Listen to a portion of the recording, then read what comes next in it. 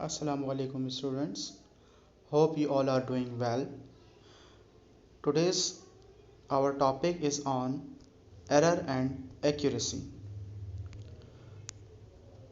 So lecture 5 is on error and accuracy. So the question is what is error?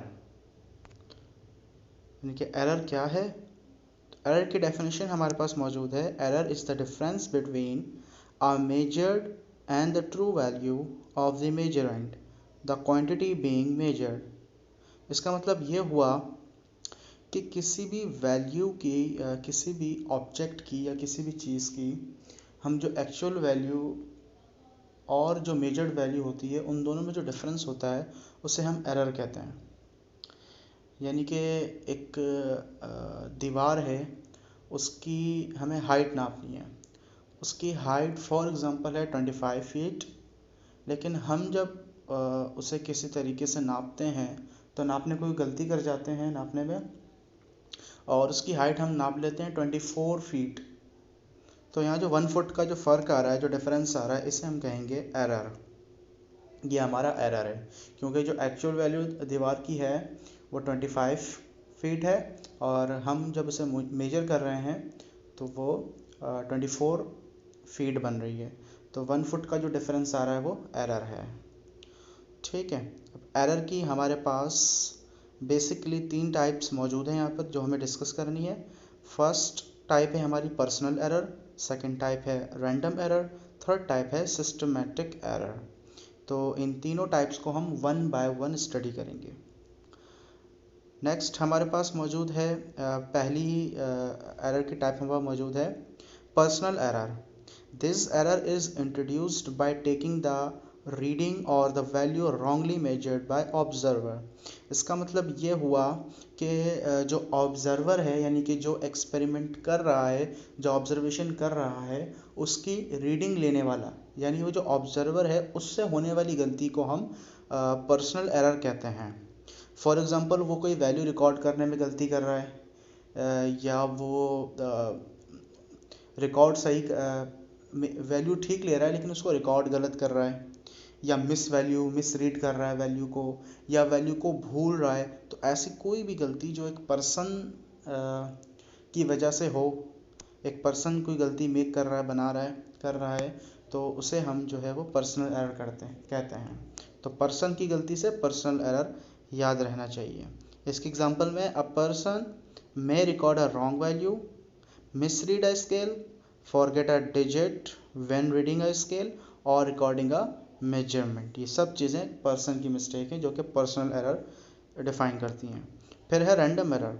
The errors which occurs due to variation in conditions in which experiment is performed. That's mean कि इसका मतलब ये हुआ कि random error वो error है जो कि किसी भी एक्सपेरिमेंट की कंडीशन में कई वेरिएशन की बिना पर हो.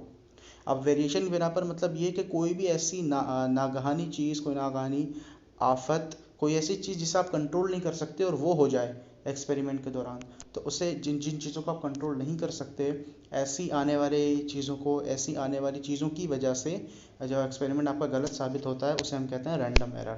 फॉर एग्ज़ाम्पल इन्वायरमेंटल चेंज आ गया, कोई टेम्परेचर में चेंज आ गया, कोई हीट में चेंज आ गया, या एयर रेजिस्टेंस के अंदर अगर चेंज आ जाए, तो ये सब एग्जांपल है रैंडम एरर की. जो चीज़ें आपके कंट्रोल में नहीं हैं, अगर उनकी वजह से आपका एक्सपेरिमेंट में खलल पैदा हो रहा है या गलत आपका एक्सपेरिमेंट हो रहा है, तो इसे आप रैंडम एरर कहेंगे. तो नेक्स्ट एरर हमारे पास है systematic error.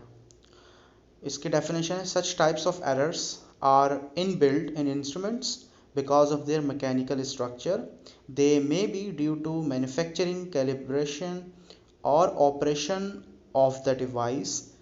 These errors may cause the error to read too low or too high. इसका मतलब ये हुआ कि सिस्टमेटिक एरर वो एरर होता है जो आपके इंस्ट्रूमेंट, टूल्स या मशीनरी जो आप इस्तेमाल कर रहे हैं उनके ख़राब होने या उनकी गलत वैल्यू देने की वजह से आपका एक्सपेरिमेंट अगर गलत साबित हो जाए तो वो कहलाता है आपका सिस्टमेटिक एरर.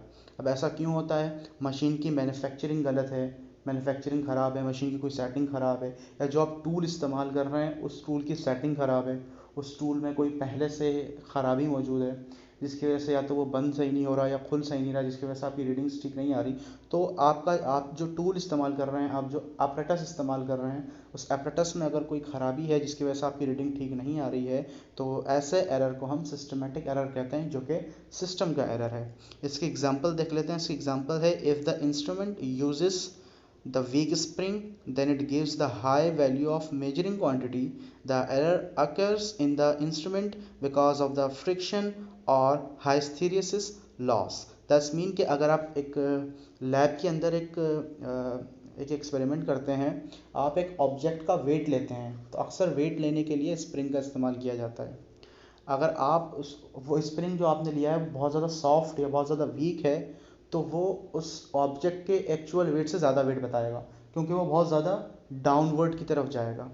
तो बहुत ज़्यादा जब वो वेट बताएगा तो वो वेट उस एक्चुअल वेट जितना नहीं है जो ऑब्जेक्ट का ट्रू ट्रू वेट है। तो ट्रू वैल्यू यहाँ पे नहीं आ रही, तो ऑब्जर्वर जो गलत वैल्यू ले रहा है वो इंस्ट्रूमेंट के थ्रू ले रहा है, इंस्ट्रूमेंट ने गलत वैल्यू बताई है, क्योंकि इंस्ट्रूमेंट ठीक नहीं है, वो स्प्रिंग आपका वीक है, वो सॉफ्ट है, जिसकी वजह से आपकी वैल्यू ठीक नहीं आ रही है। तो ऐसे एरर को हम कहते हैं सिस्टमेटिक एरर, जो आपके सिस्टम की खराबी की वजह से हो, जिसमें टूल की कोई खराबी हो।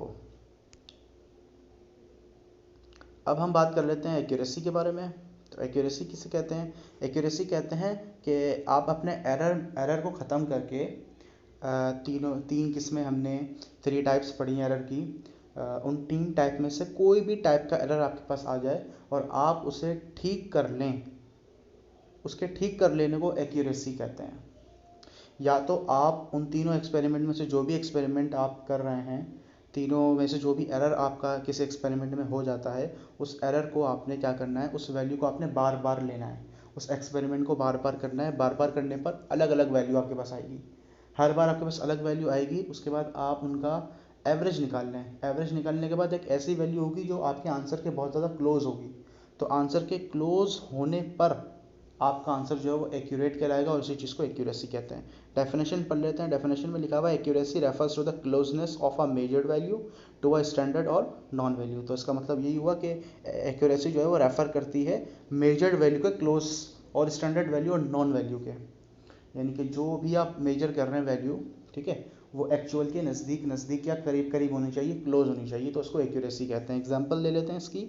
इस एग्जांपल में लिखा है, if in lab you obtain a weight measurement of 8.2 kg for a given substance, but the actual or known weight is 10 kg, then your measurement is not accurate. That's mean कि आप एक lab के अंदर एक experiment कर रहे हैं, आप किसी ऑब्जेक्ट का वेट लेते हैं, उस ऑब्जेक्ट का वेट जो एक्चुअल वेट है वो 10 kg है, जबकि आप उसका वेट आप उसका वेट ले रहे हैं तो वो किसी एरर के थ्रू 8.2 kg निकल कर आ रहा है, जबकि एक्चुअल वेट 10 kg है। तो यहाँ आपका एरर है, यहाँ आपकी मिस्टेक है, क्योंकि एक्चुअल वेट और ऑब्जर्वर का लेने वाली जो वैल्यू है वो सेम होनी चाहिए। अगर वो सेम नहीं है तो इसका मतलब यहाँ कोई एरर है। तो अगर कुछ ऐसा हो जाए कि आप एरर को ख़त्म कर दें अपने, तो आपकी वैल्यू एक्यूरेट हो जाएगी, नहीं तो फिर आपकी वैल्यू नॉट एक्यूरेट कहलाएगी।